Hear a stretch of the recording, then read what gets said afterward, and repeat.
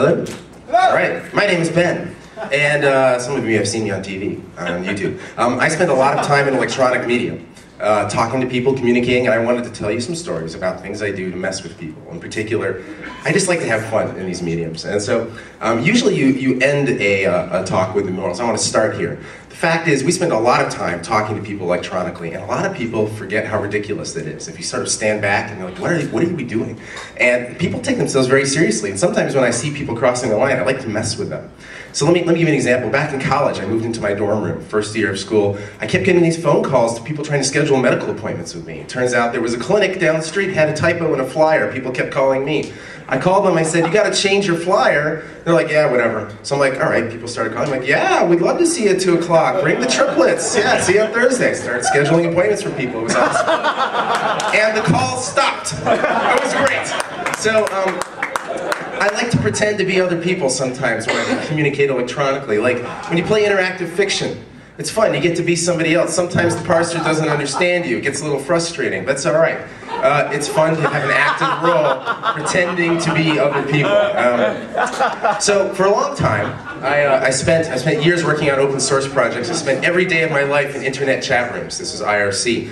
People also kind of forget how ridiculous it is to talk to people in these chat rooms. Like, people come in, they're trolls, right? Like, you can like see the trolls coming. Trolls come in, they try to get you, they try to rile you up. My favorite technique with some of my friends here, we would just reply with niceness. In fact, we would drown the troll with niceness, and they would say, yeah, I came in here for an argument, what's wrong with you people? They'd leave, and like, oh, maybe he wants abuse down the hall.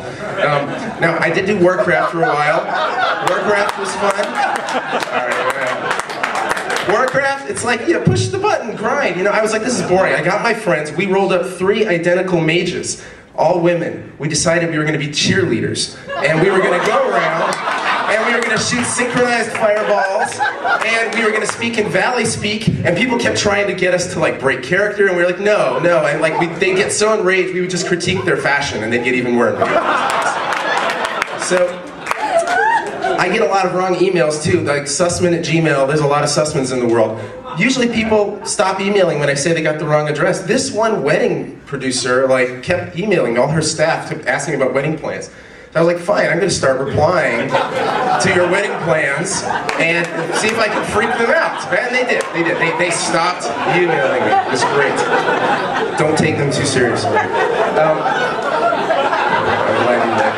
It's a lot of text. So back in IRC, I wrote a robot in IRC that just logs in and like has everything that Pinky in the Brain ever. You guys all know Pinky in the Brain, right? You ask him if he's thinking what you're thinking, you get something nice back, right? It kind of reminds you of how absurd the medium is. And in the same vein, I spend a lot of time on Twitter. This is my favorite account on Twitter. Have you guys seen this? When you see these tweets from Common Squirrel mixed in with the deep philosophical tweets from your friends, it reminds you what you're actually doing on the computer. What? Little perspective.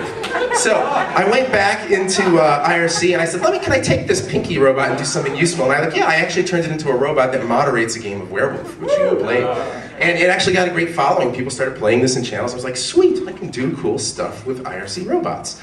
Now, meanwhile, I had taken a job at Google. I was doing my last 2 weeks at my prior company. I was getting kind of bored in IRC. Same questions over and over, answering the same things. And I said, you know, what if I made a robot that just said the things I usually say? Would anybody notice? So I programmed the bot with all my usual responses to people, right? And I'm like, all right, I'm going to put it in and see what happens. But you know, before I do, let me test it out. I threw it into a forum with Eliza, the psychotherapist. And you can imagine, let's see, yeah, it was the most boring conversation you've ever seen. Nobody was really taking charge. That's all right. But you know, it was realistic. So I was like, all right, we can do this. Like, totally believable. So I took it into IRC. I had it log in as me, and I just logged in as a spectator. And you know, after a couple days, it snagged somebody. It was great. Like, Sussman is the bot here. And like, I was like, sweet, I tricked somebody. Awesome. Now, when are they going to realize it's a robot? And like, a week goes by, 10 days goes by. Somebody else gets snagged. I'm like, oh yes, all right, but really, when are they going to realize it's a robot? After about 3 weeks, I just gave up. I took it down. I was like, all right, I think my experiment was too successful. So what is the moral of the story here? It is, you are not a unique snowflake. You are not as important as you think if you can replace yourself with a robot. And in general, you need to remember that these forms of communication are not a substitute for face-to-face. It's just too ridiculous. So that's all. Thank you.